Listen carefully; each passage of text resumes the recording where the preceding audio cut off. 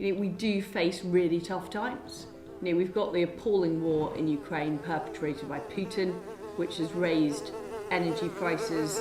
We have the aftermath of COVID, which caused a huge economic shock to the global economy. And that's why it's so important that we act with urgency to get things moving in Britain, to get those jobs and growth into communities up and down our country.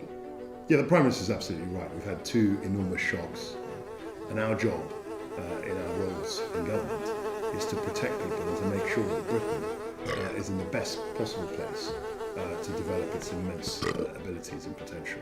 And that's what we're focused on, and that's why there's a real urge and focus on speed. What this is about making sure that the United Kingdom is a successful economy, where we're getting more jobs, more investment, and more opportunities for people across the country. And what that ultimately means is that people will be earning higher wages, that we'll see more successful businesses, and we'll see more money going into our public services.